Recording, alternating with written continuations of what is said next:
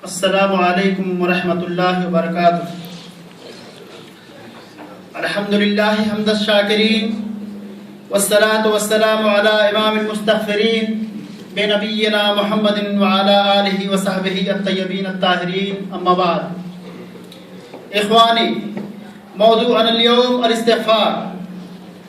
فقد أمرنا سبحانه وتعالى بالتوبة إليه والاستغفار من ذنوبنا في آيات كثيرة من كتابه الكريم، وسمى ووصف نفسه بالغفار والغفور وغافر الذنب وذي المغفرة، وأثنى على المستغفرين ووعدهم بجزيل الثواب، وأمر خاتم رسله محمدا صلى الله عليه وسلم بقوله: واستغفر لذنبك للمؤمنين والمؤمنات، وأمرنا بالاستغفار بقوله: فاستقيموا إليه واستغفروه.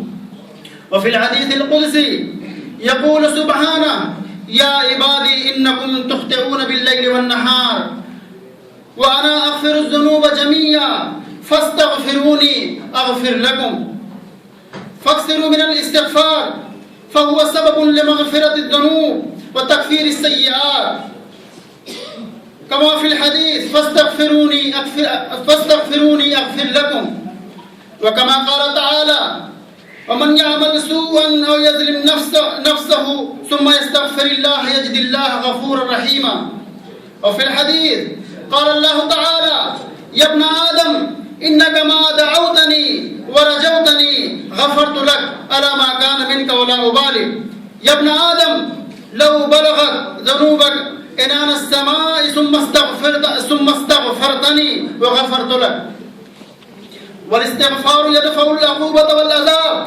قال الله تعالى: وما كان الله معذبهم وهم يستغفرون. والاستغفار سبب لتفريج الهموم وجلب الأرزاق والخروج من المضائق. قال رسول الله صلى الله عليه وسلم: من لزم الاستغفار جعل الله له من كل ضيق مخرجا ومن كل هم فرجا ورزق من حيث لا يحتسب. والاستغفار سبب لنزول الأمطار والإمداد بالأموال والبنين ونبات الأشجار. قال الله تعالى عن نوح عليه الصلاة والسلام: قال لقومه: فقلت استغفروا ربكم إنه كان غفارا يرسل السماء عليكم مدرارا ويمددكم بأموال وبنين ويجعل لكم جنات ويجعل لكم أنهارا. وقال عن هود عليه السلام إنه قال لقومه: يا قوم استغفروا ربكم ثم توبوا إليه يرسل السماء عليكم مدرارا ويزدكم قوة إلى قوتكم.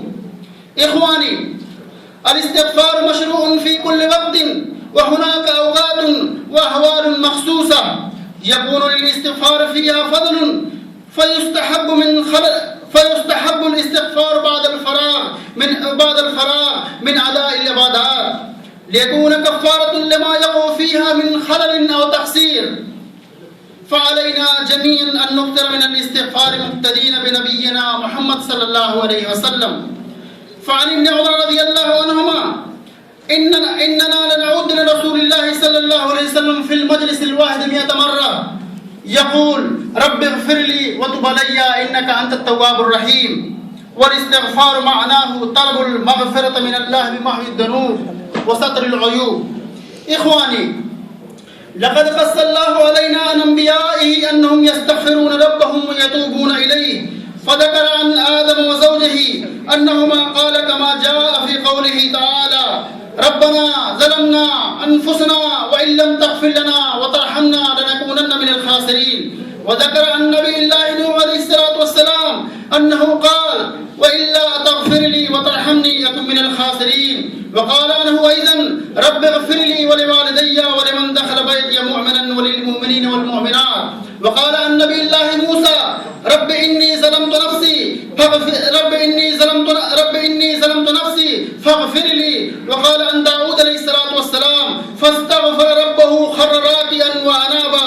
فاقتدوا يرحمكم الله بأنبياء الله وصفوة خلقه عليه الصلاة والسلام.